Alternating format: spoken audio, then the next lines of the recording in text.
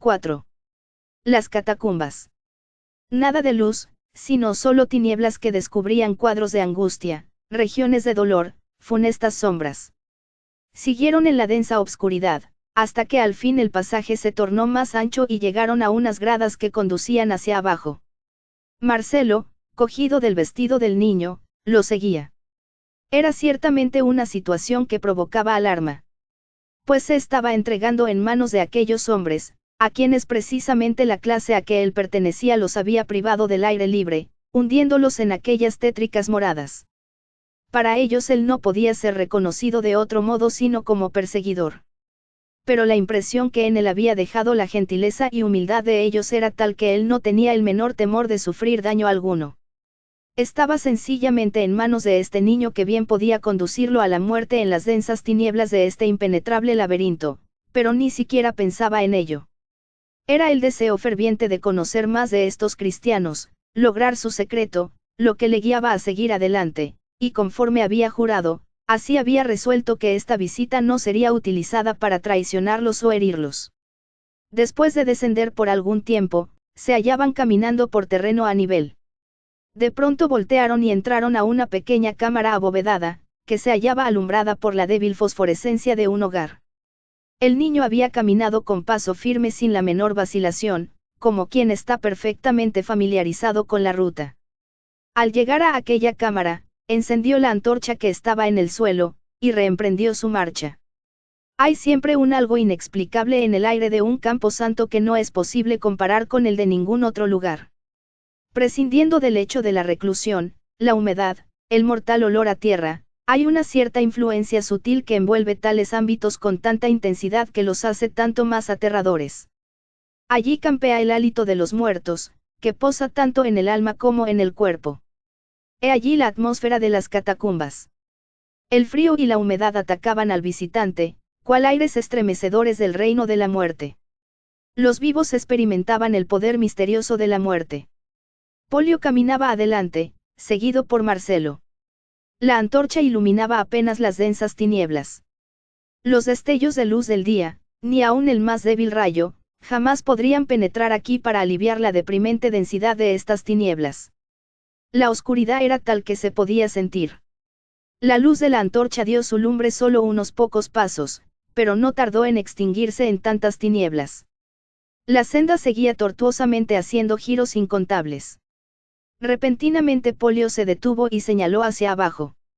Mirando por entre la lobreguez, Marcelo vio una abertura en la senda que conducía aún más abajo de donde ya estaban. Era un foso sin fondo visible. ¿A dónde conduce? Abajo. Hay más pasillos abajo. Oh, sí. Hay tantos como acá, y aún debajo de siguiente sección hay otros. Yo solo he estado en pisos diferentes de estas sendas, pero algunos viejos cavadores dicen que hay algunos lugares en que se puede bajar a una enorme profundidad. El pasillo serpenteaba de tal modo que toda idea de ubicación se perdía por completo. Marcelo ya no podía precisar si se hallaba a unos cuantos pasos de la entrada o a muchos estadios. Sus perplejos pensamientos tardaron en tornarse hacia otras cosas. Al pasarle primera impresión de las densas tinieblas, se dedicó a mirar más cuidadosamente a lo que se le presentaba a la vista, cada vez más maravillado del extraño recinto. A lo largo de las murallas había planchas semejantes a lápidas que parecían cubrir largas y estrechas excavaciones. Estos nichos celulares se alineaban a ambos lados tan estrechamente que apenas quedaba entre uno y otro. Las inscripciones que se veían en planchas evidenciaban que eran tumbas de cristianos. No tuvo tiempo de detenerse a leer, pero había una nota a la repetición de la misma expresión, tal como: Honoria, ella duerme en paz. Fausta, en paz. En casi todas las planchas él vio la misma dulce benigna palabra. Paz, pensaba Marcelo. Qué gente más maravillosa son estos cristianos, que aún en medio de escenarios como este abrigan su sublime desdén a la muerte. Sus ojos se habituaban cada vez mejor a las tinieblas conforme avanzaba. Ahora el pasillo empezaba a estrecharse, el techo se inclinaba y los lados se acercaban, ellos tenían que agacharse y caminar más despacio. Las murallas eran toscas y rudamente cortadas conforme las dejaban los trabajadores cuando extraían de aquí su última carga de arena para los edificios del exterior. La humedad subterránea y las acrescencias de honguillos se hallaban regadas por todas partes, agravando todo su color tétrico, saturando el aire de pesada humedad, mientras que el humo de las antorchas hacía la atmósfera tanto más depresiva. Pasaron centenares de pasillos y decenas de lugares en que se encontraban numerosas sendas, que se separaban en diferentes direcciones. Estas innumerables sendas demostraban a Marcelo hasta qué punto se hallaba fuera de toda esperanza, cortado del mundo del exterior. Este niño lo tenía en sus manos. Suelen perderse algunas personas acá. Con gran frecuencia. ¿Qué pasa con ellos? Algunas veces vagan hasta que encuentran a algún amigo, algunas otras veces nunca más se oye nada de ellos. Pero en la actualidad la mayoría de nosotros conocemos el lugar tan bien, que sin nos perdernos, no tardamos en llegar de nuevo, a tientas, a alguna senda conocida.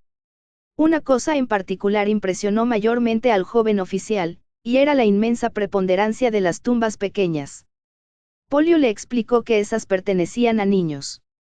Ello le despertó sentimientos y emociones que no había experimentado antes. Niños, pensaba él. ¿Qué hacen ellos? Los jóvenes, los puros, los inocentes. ¿Por qué no fueron sepultados arriba, en donde los rayos bienhechores del sol los abrigarían y las flores adornarían sus tumbas? ¿Acaso ellos hollaron senderos tan tenebrosos como estos en sus cortos días de vida? ¿Acaso ellos hubieron de compartir su suerte con aquellos que recurrieron a estos tétricos escondites en su huida de la persecución? ¿Acaso el aire del etéreo de esta interminable tristeza de estas pavorosas moradas aminoró sus preciosas vidas infantiles, y quitó de la vida sus inmaculados espíritus antes de su tiempo de madurez? Marcelo, como en un suspiro, preguntó, «Largo tiempo hace que nos encontramos en esta marcha, estamos ya para llegar». El niño le contestó, «Muy pronto llegaremos». Sean cuales hayan sido las ideas que Marcelo abrigaba antes de llegar acá en cuanto a la casa de estos fugitivos, ahora se había convencido que todo intento de hacerlo era absolutamente en vano. Todo un ejército de soldados podía penetrar aquí y jamás llegar ni siquiera a ver un solo cristiano. Y cuanto más se alejara, tanto más desesperanzada sería la jornada. Ellos podrían diseminarse por estos innumerables pasillos y vagar por allí hasta encontrar la muerte. Pero ahora un sonido apenas perceptible, como de gran distancia, atrajo su atención. Dulce y de una dulzura indescriptible, bajísimo y musical, venía procedente de los largos pasillos, llegando a encantarle como si fuera una voz de las regiones celestiales. Continuaron su lenta marcha, hasta que una luz brilló delante de ellos, hiriendo las densas tinieblas con sus rayos. Los sonidos aumentaban, elevándose de pronto en un coro de magnificencia imponderable, para luego disminuir y menguar hasta tornarse en unos lamentos de penitentes súplicas. Dentro de unos cuantos minutos llegaron a un punto en que tuvieron que voltear en su marcha, desembocando ante un escenario que bruscamente apareció delante de sus ojos. ¡Alto!, exclamó Polio, al mismo tiempo que tenía a su compañero y apagaba la luz de la antorcha que les había guiado hasta aquí. Marcelo obedeció, y miró con profunda avidez al espectáculo que se le ofrecía a la vista. Estaban en una cámara abovedada como de unos 5 metros de alto y 10 en cuadro. Y en tan reducido espacio se albergaban como 100 personas, hombres, mujeres y niños. A un lado había una mesa, tras la cual estaba de pie un anciano venerable, el cual parecía ser el dirigente de ellos. El lugar se hallaba iluminado con el reflejo de algunas antorchas que arrojaban su mortecina luz rojiza sobre la asamblea toda. A los presentes se les veía cargados de inquietud y demacrados, observándose en sus rostros la misma característica palidez que había visto en el cavador. Pero la expresión que ahora se veía en ellos no era en lo absoluto de tristeza, ni de miseria ni de desesperación. Más bien una atractiva esperanza iluminaba sus ojos, y en sus rostros se dibujaba un gozo victorioso y triunfal. El alma de este observador fue conmovida hasta lo más íntimo, porque no era sino la confirmación anhelada inconscientemente de todo cuanto había admirado en los cristianos, su heroísmo, su esperanza, su paz, que se fundaban necesariamente en algo, escondido, oculto, lejano para él. Y mientras permanecía estático y silencioso, escuchó el canto entonado con el alma por esta congregación. Grandes y maravillosas son tus obras, Señor Dios Todopoderoso. Justos y verdaderos son tus caminos, tú, oh Rey de los santos. ¿Quién no te temerá, oh Dios, y ha de glorificar tu sagrado nombre? Porque tú solo eres santo. Porque todas las naciones han de venir y adorar delante de ti. Porque tus juicios se han manifestado. A esto siguió una pausa. El dirigente leyó algo en un rollo que hasta el momento era desconocido Marcelo. Era la aseveración más sublime de la inmortalidad del alma, y de la vida después de la muerte. La congregación toda parecía pendiente del majestuoso poder de estas palabras, que parecían transmitir hálitos de vida. Finalmente el lector llegó a prorrumpir en una exclamación de gozo, que arrancó clamores de gratitud y la más entusiasmada esperanza de parte de toda la congregación. Las palabras penetraron al corazón del observador recién llegado, aunque él todavía no comprendía la plenitud de su significado. ¿Dónde está, oh muerte, tu aguijón? ¿Dónde, oh sepulcro, tu victoria? Ya que el aguijón de la muerte es el pecado, y la potencia del pecado, la ley. Mas a Dios gracias, que nos da la victoria por el Señor nuestro Jesucristo. Estas palabras parecieron descubrir un nuevo mundo ante su mente, con novísimos pensamientos. El pecado, la muerte, Cristo, con toda aquella infinita secuela de ideas relacionadas, aparecían débilmente perceptibles para su alma, que, más que despertar, parecía resucitar. Ahora mayormente ardía en él un anhelo vivo por llegar a conocer el secreto de los cristianos, anhelo que hasta saciar no pararía. El que dirigía levantó la cabeza reverente, extendió los brazos y habló fervientemente con Dios. Se dirigía al Dios invisible como viéndolo, expresaba su confesión e indignidad, y expresaba las gracias por el limpiamiento de los pecados, merced a la sangre expiatoria de Jesucristo. Pedía que el Espíritu Santo desde lo alto descendiera a obrar dentro de ellos para que los santificara. Luego enumeró sus agonías, y pidió que fueran librados, pidiendo la gracia de la fe en la vida, la victoria en la muerte, y la abundante entrada en los cielos en el nombre del Redentor, Jesús. Después de esto siguió otro canto que fue cantado como el anterior. He aquí el tabernáculo de Dios con los hombres. Y Él morará con ellos. Y ellos serán su pueblo. Y el mismo Dios será con ellos. Y será su Dios. Y Dios enjugará toda lágrima de sus ojos. Y no habrá más muerte, ni tristeza. Ni gemidos. Ni tampoco habrá más dolor. Porque las cosas viejas pasaron. Amén. Bendición, gloria y sabiduría. Y hacimiento de gracias, y honor, y potencia, y magnificencia, sea a nuestro Dios, por los siglos de los siglos. Amén. Y después de esto la congregación empezó a dispersarse. Polio avanzó hacia adelante conduciendo a Marcelo. Pero ante la presencia de su figura marcial y su relumbrante armadura todos retrocedieron e intentaron huir por los diferentes senderos.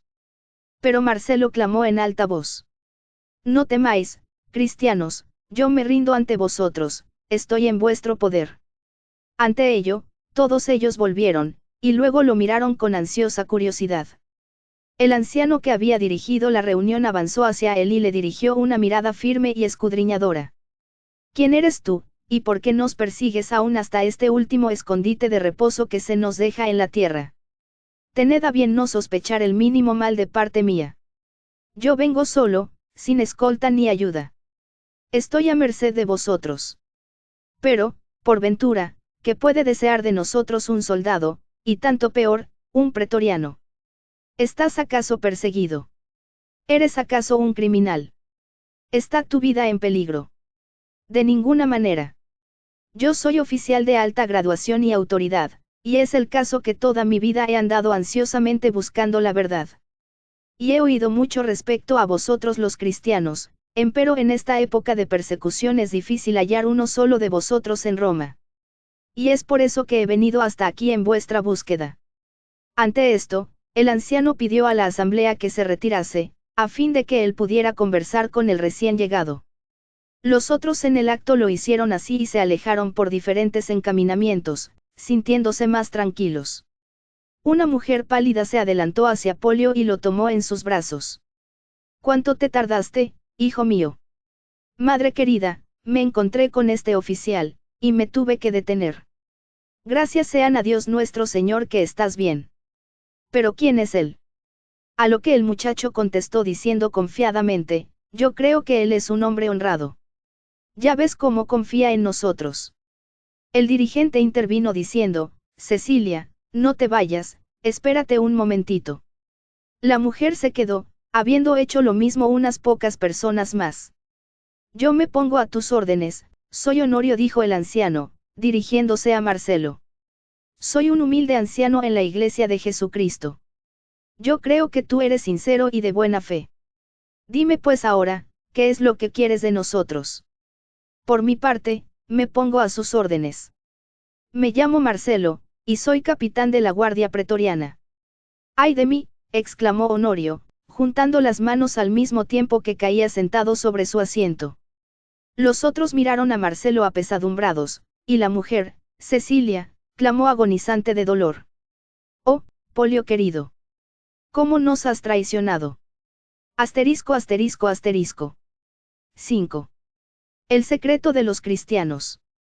El misterio de la piedad, Dios manifestado en carne. El joven oficial permaneció atónito al darse cuenta del efecto que su solo nombre había producido. Y reaccionando dijo, ¿por qué todos tembláis de ese modo? ¿Es por ventura a causa de mí? Honorio le contestó, ay de mí. Aunque proscritos nos hallamos en estos lugares, tenemos constante comunicación con la ciudad. Estamos enterados de que nuevos esfuerzos han de hacerse para perseguirnos con más severidad, y que Marcelo, capitán de los pretorianos, ha sido designado para buscarnos. Y en este momento a ti te vemos en nuestra presencia, a nuestro principal enemigo. ¿No es esta suficiente causa para que temamos? ¿Por qué habrías tú de perseguirnos hasta este lugar? Marcelo exclamó, no tenéis causa para temerme, aun en el caso que yo fuese vuestro peor enemigo. No estoy en poder de vosotros. Si quisierais detenerme, podría yo escapar. Si quisierais matarme, podría yo resistir. Estoy sencillamente entre vosotros tal como me veis, sin ninguna defensa. El hecho de encontrarme aquí solo es prueba de que no hay peligro de parte mía. Honorio, reasumiendo su aire de calma, dijo, verdaderamente, tienes razón, tú de ninguna manera podrías regresar sin nuestra ayuda. Escuchadme, pues, que yo os explicaré todo. Yo soy soldado romano. Nací en España y fui criado en la virtud y la moralidad. Se me enseñó a temer a los dioses y a cumplir con mi deber. Yo he estado en muchas tierras y me he dedicado por entero a mi profesión. Sin embargo, nunca he descuidado mi religión. En mis habitaciones he estudiado todos los escritos de los filósofos de Grecia y de Roma. Como resultado de ello he aprendido a desdeñar nuestros dioses y diosas, los que no son mejores, y más bien son peores que yo mismo. Platón y Cicerón me han enseñado que hay una deidad suprema a la que es mi deber obedecer. Pero ¿cómo lo puedo conocer y cómo le debo obedecer? También he aprendido que yo soy inmortal, y que cuando muera me he de convertir en espíritu. ¿Cómo seré entonces? ¿Seré feliz o miserable? ¿Cómo puedo yo asegurarme la felicidad en la vida espiritual? Ellos describen con derroche de elocuencia las glorias de la vida inmortal, pero no dan instrucciones para los hombres comunes como yo. Pues el llegar a saber todo esto es lo que constituye el anhelo vivo de mi alma. Los sacerdotes son incapaces de decir nada. Ellos se encuentran enlazados con antiguos formalismos y ceremonias en las cuales ellos mismos jamás han creído. La antigua religión es muerta, son los hombres los que la mantienen en pie. En las diferentes tierras por donde he andado, he oído mucho sobre los cristianos. Pero encerrado, como lo he estado en mi cuartel siempre, jamás he tenido la feliz oportunidad de conocerlos. Y para ser franco, no me he interesado por conocerlos hasta últimamente. He oído los informes comunes de su inmoralidad, sus vicios secretos, sus pérfidas doctrinas. Y desde luego hasta hace poco yo creía todo eso. Hace unos pocos días estuve en el Coliseo. Allí recién aprendí algo respecto a los cristianos. Yo contemplé al gladiador Máser, un varón a quien el temor era desconocido, y él prefirió hacerse quitar la vida, antes que hacer lo que él creía que era malo. Vi un venerable anciano hacer frente a la muerte con una pacífica sonrisa en sus labios, y, sobre todo, vi un puñado de muchachas que entregaron su vida a las fieras salvajes con un canto de triunfo en sus labios. Al que nos amó. al que nos ha lavado de nuestros pecados. Lo que Marcelo expresó produjo un efecto maravilloso. Los ojos de los que escuchaban resplandecían de gozo y vehemencia. Cuando él mencionó a Maser, ellos se miraron los unos a los otros con señas significativas. Cuando él habló del anciano, Honorio inclinó la cabeza. Cuando habló de los niños y muchachas, y musitaron las palabras del himno que cantaron, todos voltearon el rostro y lloraron. Fue aquella vez la primera de mi vida en que vi derrotada la muerte. Desde luego yo puedo afrontar la muerte sin temor, como también cada soldado que se ve en el campo de batalla. Pues tal es nuestra profesión. Pero estas personas se complacían y regocijaban en morir. Aquí no se trata de soldados, sino de niños, que estaban imbuidos de los mismos sentimientos en sus corazones. Desde entonces no he podido pensar absolutamente en ninguna otra cosa. ¿Quién es ese que os amó? ¿Quién es el que os lavó de vuestros pecados con su sangre? ¿Quién es el que os da ese valor sublime y esa esperanza viva? ¿Quién o qué es lo que os sostiene aquí?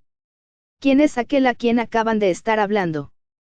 Yo efectivamente he sido comisionado para conducir los soldados contra vosotros para destruiros. Pero primeramente quiero saber más respecto a vosotros. Yo juro por el Ser Supremo que esta mi visita no os ha de ocasionar ningún daño. Decidme, pues, el secreto de los cristianos. Honorio contestó, tus palabras son ciertas y sinceras. Ahora ya sé que tú no eres espía o enemigo, sino más bien un alma inquisitiva que ha sido enviada aquí por el mismo Espíritu Santo para que conozcas aquello que hace tiempo has estado buscando. Regocíjate, pues, porque todo aquel que viene a Cristo de ninguna manera será desechado. Has visto hombres y mujeres que han dejado amigos, hogar, honores, y riquezas para vivir aquí en necesidad, temor, dolor, y todo lo han tenido por pérdida por causa de Jesucristo. Ni aun sus propias vidas aprecian ellos. El cristiano lo deja todo por aquel que le amó. Tienes toda la razón, Marcelo, al pensar que hay un gran poder que puede hacer todo esto. No es el mero fanatismo, no es ilusión, ni menos es emoción. Es el conocimiento de la verdad y el amor al Dios viviente. Lo que tú has buscado por toda tu vida es para nosotros nuestra más cara posesión. Atesorado en nuestros corazones, es para nosotros más digno sin lugar a compararse siquiera con todo lo que el mundo puede dar u ofrecer.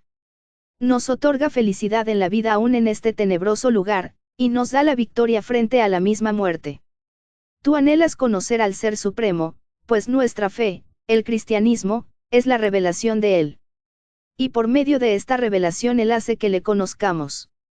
Conforme es infinito en grandeza y poder, también lo es en amor y misericordia.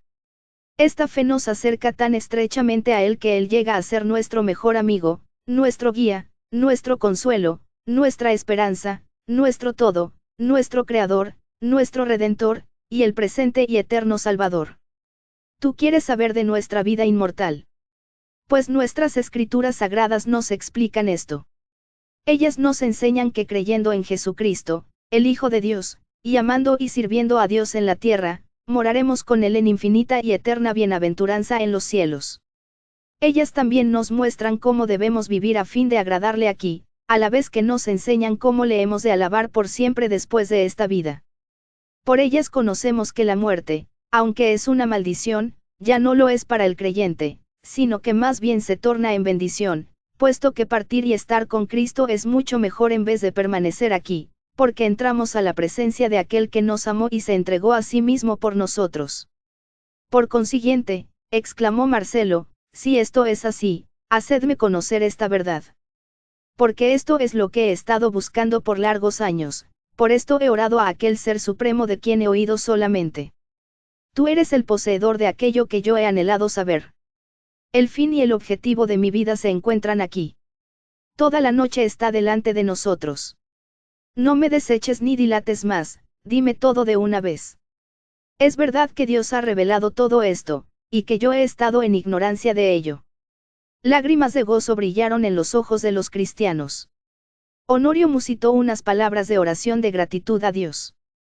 A continuación extrajo un manuscrito que desdobló con tierno cuidado. Y siguió diciendo, aquí, amado joven, tienes la palabra de vida que nos vino de Dios, que es la que trae tal gozo y paz al hombre. Aquí hallamos todo lo que desea el alma. En estas palabras divinas aprendemos lo que no podemos hallar en ninguna otra parte. Y aunque la mente acaricie estas verdades por toda una vida, con todo nunca llegará a dominar la máxima extensión de las verdades gloriosas. Entonces Honorio abrió el libro y empezó a decir a Marcelo acerca de Jesucristo. Le habló de la promesa en el Edén de uno que había de herir a Satanás en la cabeza, y la sucesión de profetas que habían predicho su venida, del pueblo escogido por medio del cual Dios había mantenido vivo el conocimiento de la verdad por tantas edades, y de las obras portentosas que ellos habían presenciado.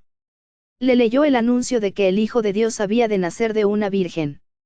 Le leyó sobre el nacimiento, su niñez, las primeras presentaciones, sus milagros, sus enseñanzas. Todo esto le leyó, agregando unos pocos comentarios de su parte, del sagrado manuscrito. Seguidamente pasó a relatar el tratamiento que él recibió, las burlas, el desprecio, la persecución que aceleró todo hasta llegar él a ser traicionado y condenado a muerte. Finalmente leyó la narración de su muerte en la cruz del Calvario. El efecto de todo esto era maravilloso en Marcelo. La luz parecía iluminar su mente. La santidad de Dios que abomina el pecado del hombre, su justicia que demanda el castigo, su paciencia infinita que previno un modo de salvar a sus criaturas de la ruina que ellas mismas habían traído sobre sí, su amor inconmensurable que le llevó a dar su Hijo unigénito y bien amado, ese amor que le hizo bajar para sacrificarse para la salvación de los hombres, todo fue explicado con claridad meridiana. Cuando Honorio llegó a la culminación de la dolorosa historia del Calvario, y al punto cuando Jesús clamó, Dios mío, ¿por qué me has desamparado?, seguida del grito de triunfo consumado es, se pudo oír un profundo suspiro de Marcelo. Y mirando a través de las lágrimas que humedecieron sus propios ojos, Honorio vio la forma de aquel hombre fuerte inclinada y temblando de emoción. Basta, murmuró quedamente, dejadme pensar en él. Al que nos amó, al que nos ha lavado de nuestros pecados con su propia sangre. Y Marcelo hundió su rostro en sus manos. Honorio elevó sus ojos al cielo y oró. Los dos habían quedado solos, porque sus compañeros se habían retirado. La tenue luz de una lámpara que estaba en una hornacina detrás de Honorio, iluminaba débilmente la escena. Y así ambos permanecieron en silencio por un largo tiempo. Finalmente Marcelo levantó la cabeza. Yo siento, dijo él, que yo también tuve culpa y causé la muerte del santo. Leedme más de esas palabras de vida, porque mi vida depende de ellas. Entonces Honorio le volvió a leer la historia de la crucifixión y la sepultura de Jesús, la resurrección la mañana del tercer día, y su ascensión a la diestra de Dios. También leyó la venida del Espíritu Santo el día de Pentecostés, que bautizó a los creyentes en un solo cuerpo, de su permanente morada que hace su templo el cuerpo del creyente, y de su maravilloso ministerio de glorificar a Cristo y de revelarle a los pecadores arrepentidos. Empero él no terminó allí, sino que procuró traer la paz al alma de Marcelo, leyéndole las palabras de Jesús invitando al pecador a venir a él, y asegurándole la vida eterna como posesión real y presente en el momento en que se le acepta como Señor y Salvador. Leyó también sobre el nuevo nacimiento, la nueva vida, y la promesa de Jesús de volver otra vez para recoger a todos aquellos que han sido lavados con su sangre para encontrarse con Él en las alturas. Es la palabra de Dios, exclamó Marcelo. Es la voz desde los cielos. Mi corazón responde y acepta todo lo que he oído. Y yo sé que es la verdad eterna. Pero ¿cómo puedo yo venir a ser poseedor de esta salvación? Mis ojos parecen haber sido alumbrados y está despejada toda nube. Al fin me conozco. Antes yo creía que era un hombre justo y recto. Pero al lado del Santo, de quien he aprendido tanto, yo quedo hundido en el polvo, veo que ante él yo soy un criminal, convicto y perdido. ¿Cómo puedo ser salvo? Cristo Jesús vino al mundo a buscar y salvar lo que se había perdido. ¿Y cómo puedo yo recibirlo? La palabra está cercana, aún en tu boca y en tu corazón, es decir, la palabra de fe que nosotros predicamos, que si tú confesares con tu boca al Señor Jesús, y creyeres en tu corazón que Dios le levantó de los muertos, serás salvo. Porque con el corazón se cree para justicia, y con la boca se hace confesión para salvación. Pero no hay nada que yo deba hacer.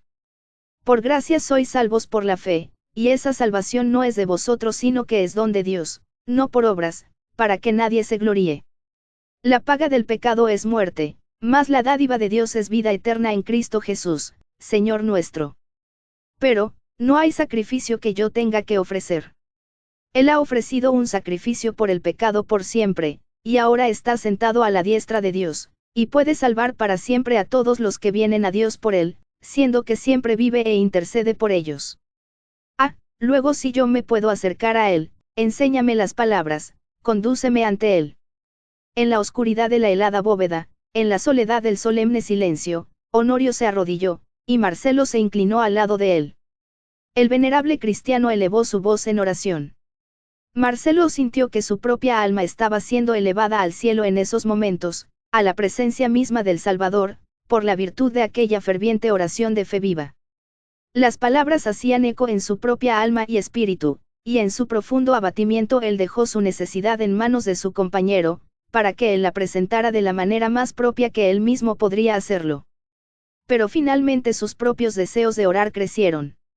La fe le alcanzó, y con temor y temblor, empero con fe real, su alma fue fortalecida, hasta que finalmente Honorio terminó, y su lengua se soltó y elevó el clamor de su corazón: Señor, creo, ayuda tú mi incredulidad. Aquel único mediador entre Dios y los hombres, Jesucristo hombre, había venido a ser real por la fe, y las palabras de Jesús: de cierto os digo, el que oye mi palabra, y cree al que me ha enviado, tiene vida eterna, y no vendrá a condenación, juicio, mas pasó de muerte a vida. Y yo les doy vida eterna, a mis ovejas, y no perecerán para siempre, ni nadie las arrebatará de mi mano. Todas estas palabras fueron creídas, recibidas, disfrutadas. Las horas transcurrieron. Pero ¿quién podría describir acertadamente el progreso del alma que pasa de muerte a vida? Basta con saber que cuando rayó el alba arriba en la luz, un día glorioso había amanecido en el alma y el espíritu de Marcelo en las bóvedas inferiores. Sus anhelos habían sido completamente satisfechos, la carga de sus pecados le había sido quitada, y la paz de Dios por Jesucristo le había henchido. El secreto de los cristianos era suyo, y él se había convertido voluntariamente en esclavo de Jesucristo. Unido con sus hermanos en Cristo, ahora él también podía cantar. Al que nos amó. Al que nos ha lavado de nuestros pecados en su sangre. A él sea gloria y dominio por los siglos de los siglos. Asterisco asterisco asterisco. 6. La gran nube de testigos. Todos estos murieron en fe. No tardó el nuevo convertido en conocer mucho más sobre los cristianos. Después de un breve reposo, se levantó y se reunió con Honorio, quien se ofreció para mostrarle aspectos del lugar en donde moraban. Pues aquellos a quienes había visto en el servicio que hubo, eran solamente una parte de los moradores de las catacumbas. Su número se elevaba a muchos miles, y se hallaban diseminados por su vasta extensión en pequeñas comunidades, cada una de las cuales tenía sus propios medios de comunicación con la ciudad. Así fue que él caminó gran distancia acompañado por Honorio. Se maravillaba sobremanera del número de personas a quienes encontraba, y aunque sabía que los cristianos eran numerosos, no suponía siquiera que tan vasta proporción de ellos tuviera la valentía de escoger esa vida en las catacumbas. Tampoco era su interés por los muertos menor que por los vivos. Al pasar al lado de sus tumbas leía cuidadosamente las inscripciones en ellas, y en todas ellas descubría la misma fe inconmovible y la sublime esperanza. Se deleitaba leyéndolas, y el devoto interés que Honorio prestaba a estas piadosas memorias lo convertía en el más simpático de los guías. Allí, dijo Honorio, reposa un testigo de la verdad. Marcelo miró hacia donde le señaló y leyó lo siguiente. Primicio, en paz, después de muchos tormentos, el más valiente de los mártires. Él vivió como 38 años. Este es un recuerdo de su esposa que amaba al que bien lo merecía. Estos hombres, dijo Honorio, nos enseñan cómo deben morir los cristianos. Más allá hay otro, que también sufrió lo mismo que Primicio. Pablo fue muerto sufriendo torturas, a fin de que gozara de las eternas bienaventuranzas. Y allá, dijo Honorio, está la tumba de una noble dama, quien mostró una fortaleza tal que solamente Jesucristo puede conceder aún al más débil de sus seguidores en la hora de la necesidad. Clemencia, torturada, reposa, ella resucitará. Si fueres llamado, dijo Honorio, a pasar por el artículo de muerte, el espíritu instantáneamente es ausente del cuerpo y presente con el Señor. La prometida vuelta de nuestro Señor, la cual puede suceder en cualquier momento, constituye la bendita esperanza de los cristianos adoctrinados.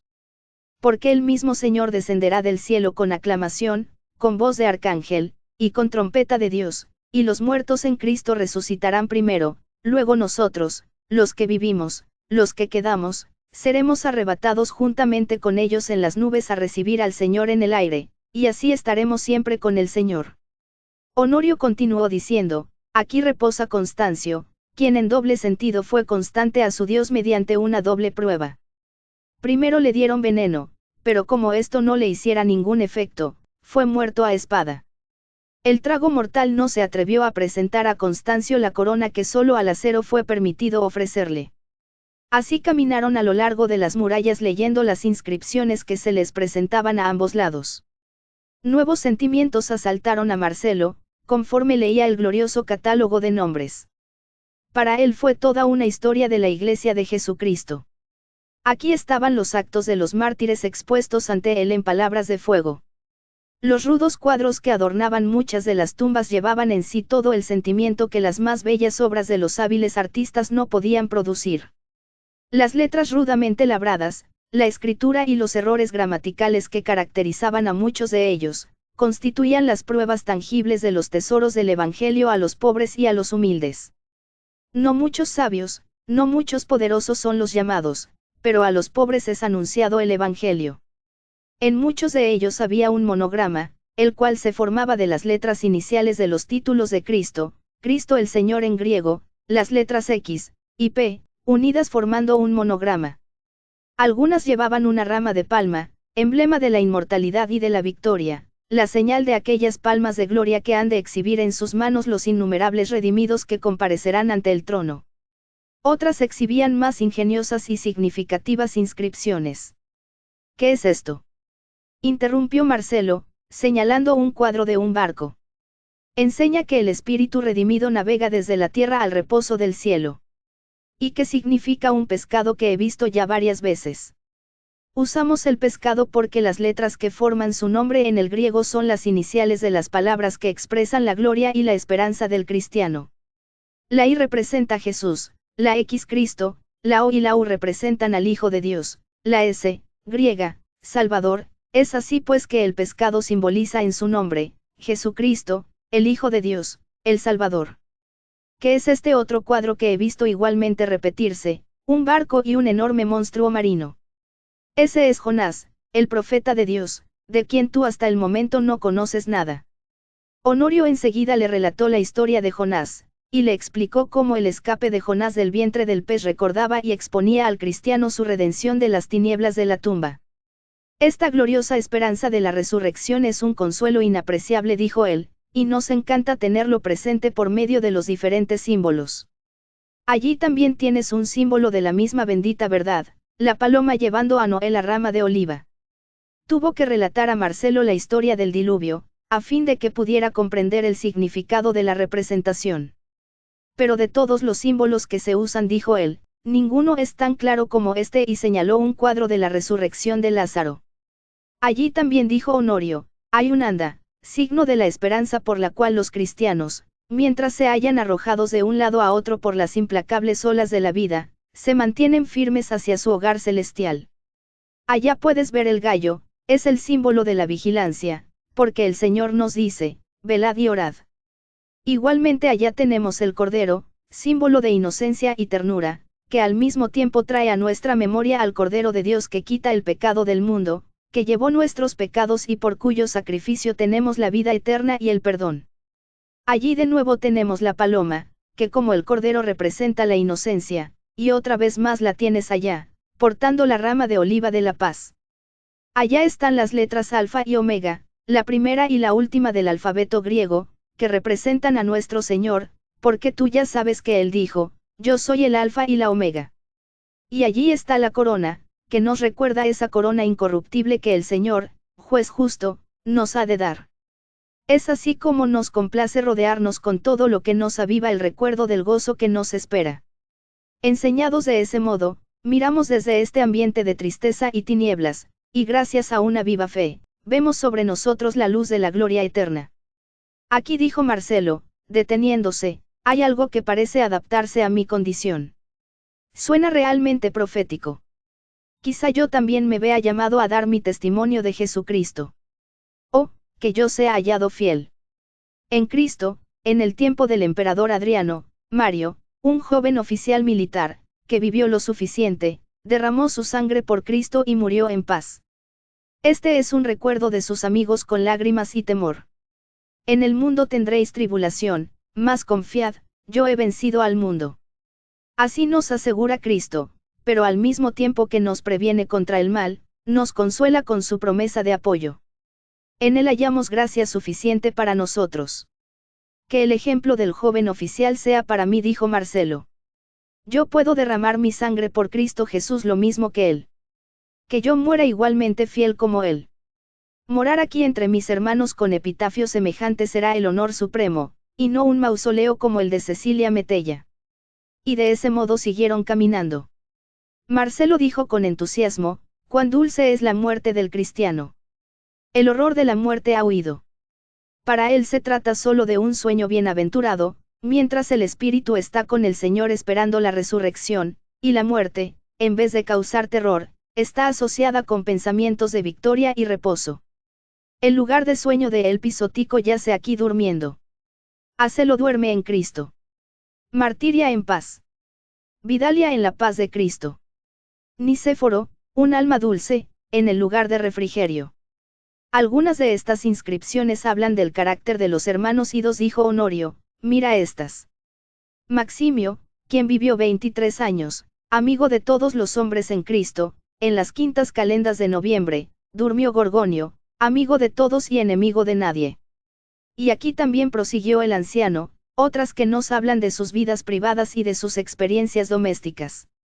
Cecilio, el esposo, a Cecilia Placinda, mi esposa de excelsa memoria, con quien viví 10 años sin ninguna querella, en Cristo Jesús, Hijo de Dios, Salvador. Consagrado a Cristo el Dios Supremo. Vitalia enterrada en sábado, calendas de agosto, tenía 25 años y 8 meses de edad. Vivió con su esposo 10 años y 30 días en Cristo el primero y el último. A Domnina, mi muy dulce e inocente esposa, quien vivió 16 años y 4 meses y fue casada 2 años 4 meses y 9 días, con quien yo no pude vivir, por causa de mis viajes, más de 6 meses, durante los cuales le mostré mi amor como lo sentía. Jamás se amaron tanto otros algunos, enterrada el día 15 antes de las calendas de junio. A Claudio, afectuoso y digno ser que me amó, y vivió 25 años en Cristo.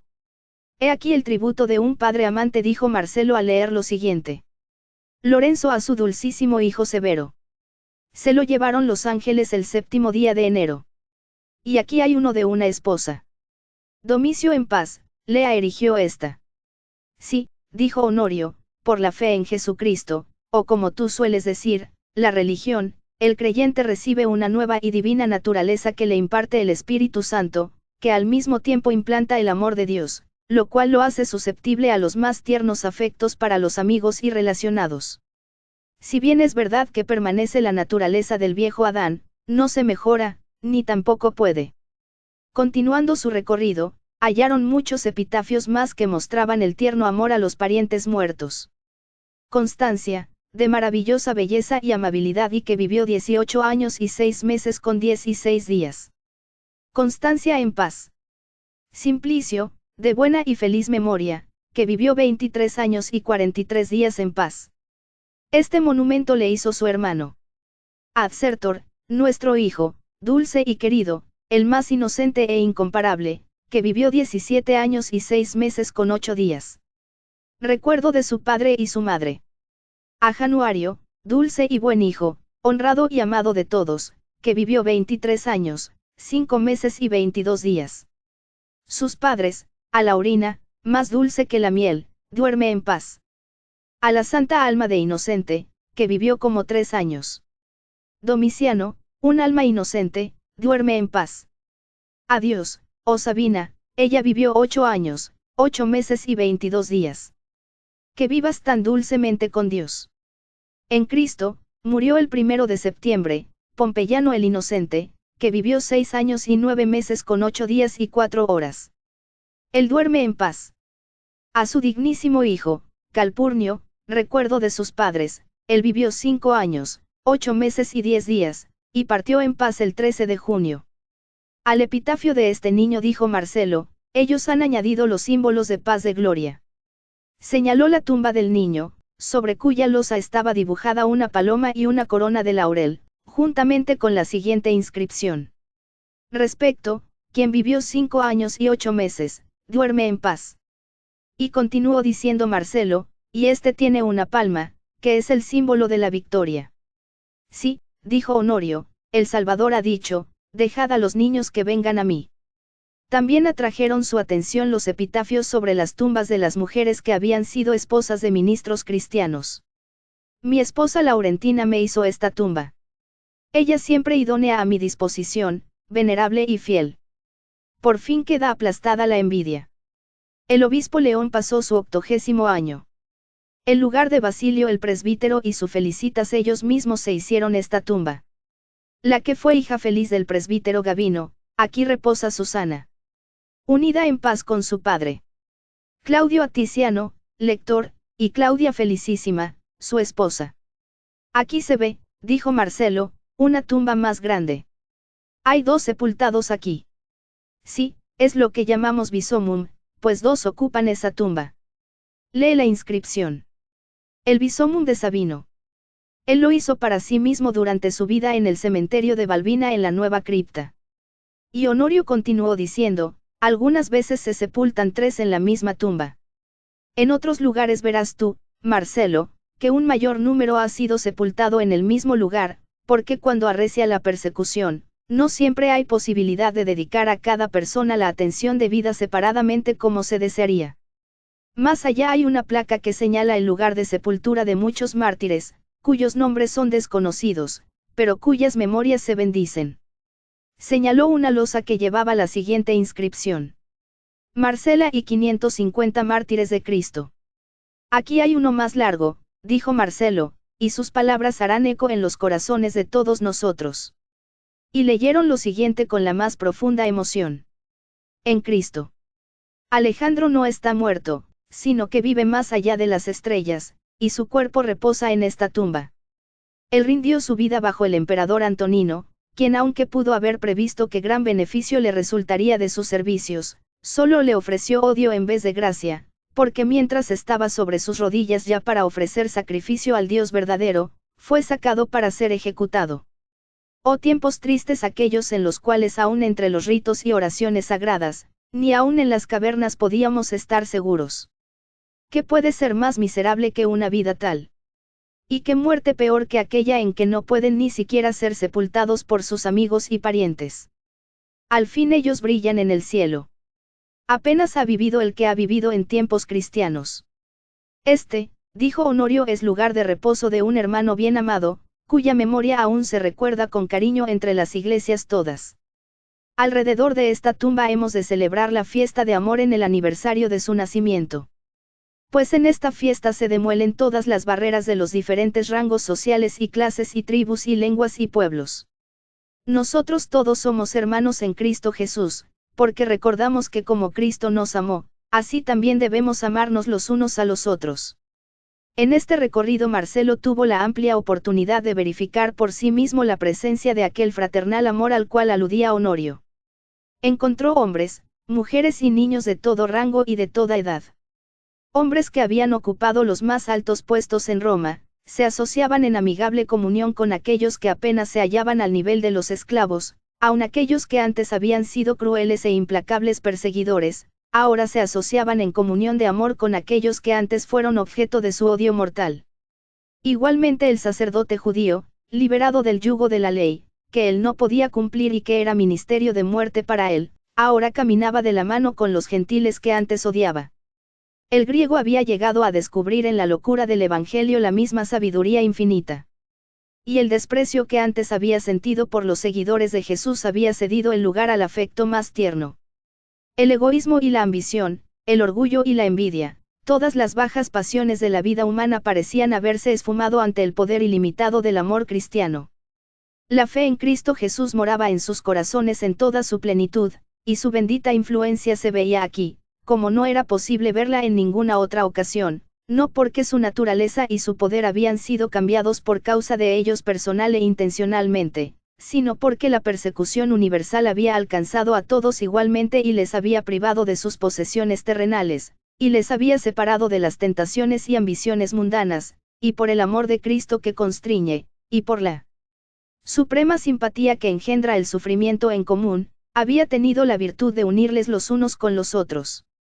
La adoración al Dios verdadero, dijo Honorio, difiere de toda falsa adoración.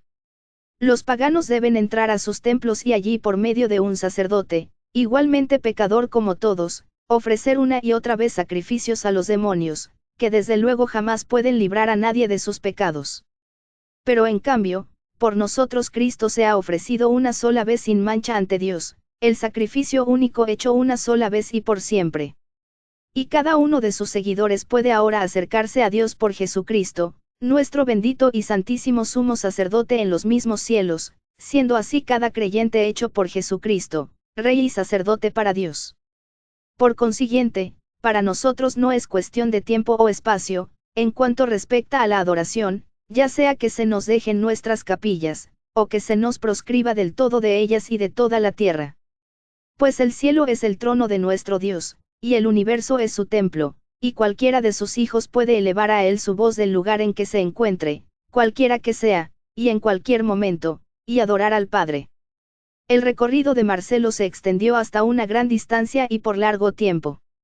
Pese a haber sido prevenido de toda esta extensión, se maravillaba al ver por sí mismo lo enorme que era. Ni la mitad se le había dicho, y aunque había recorrido tanto era fácil comprender que todo esto era solamente una fracción de la enorme extensión. La altura media de los pasillos era como de unos 2,5 metros, pero en muchos lugares se elevaba como a unos 4 metros, o aún 5. Luego las frecuentes capillas y salones que se habían formado ampliando los arcos daban mayor espacio a los habitantes, y les hacía posible vivir y desplazarse en mayor espacio y con más libertad. También en muchos lugares había aberturas en el techo, a través de las cuales penetraban débiles rayos de luz del aire exterior. Estos se escogían como lugares de reunión, pero no para vivir. La existencia de la bendita luz del día, por débil que fuera, agradaba tanto que es imposible expresarlo, sirviendo un mínimo brevísimo para mitigar la tenebrosidad circundante. Marcelo vio algunos lugares que habían sido amurallados, formando terminaciones abruptas del pasillo, pero se abrían otras especies de ramales que contorneaban el lugar, y luego se prolongaban como anteriormente. ¿Qué es esto que se encierra de ese modo?, preguntó él. Es una tumba romana, dijo Honorio.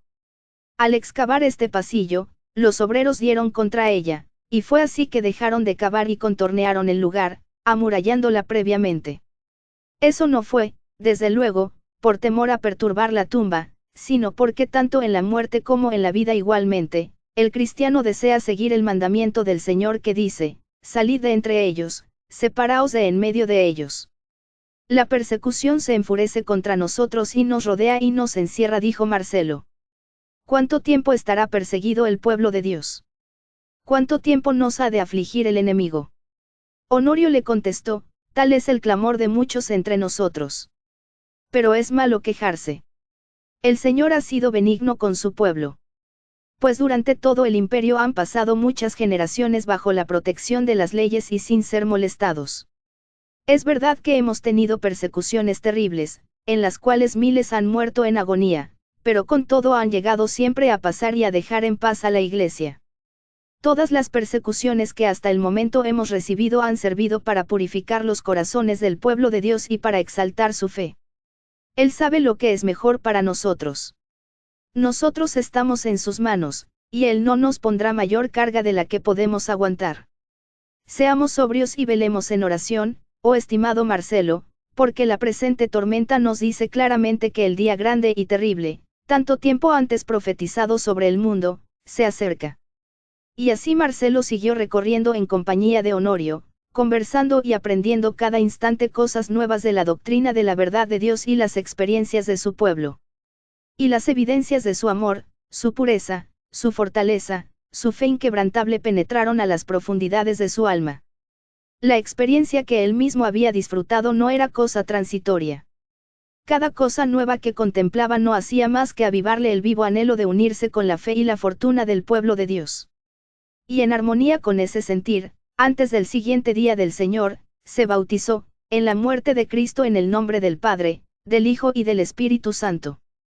En la mañana del día del Señor, se sentó alrededor de la mesa del Señor, en compañía con otros cristianos.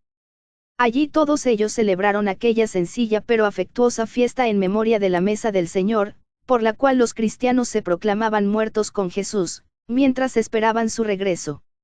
Honorio elevó la ofrenda de una oración de hacimiento de gracias por lo que compartían. Y por vez primera Marcelo gozó de la participación del pan y del vino, aquellos símbolos sacratísimos del cuerpo y de la sangre de su Señor crucificado por él. Y habiendo cantado un himno, salieron. *****.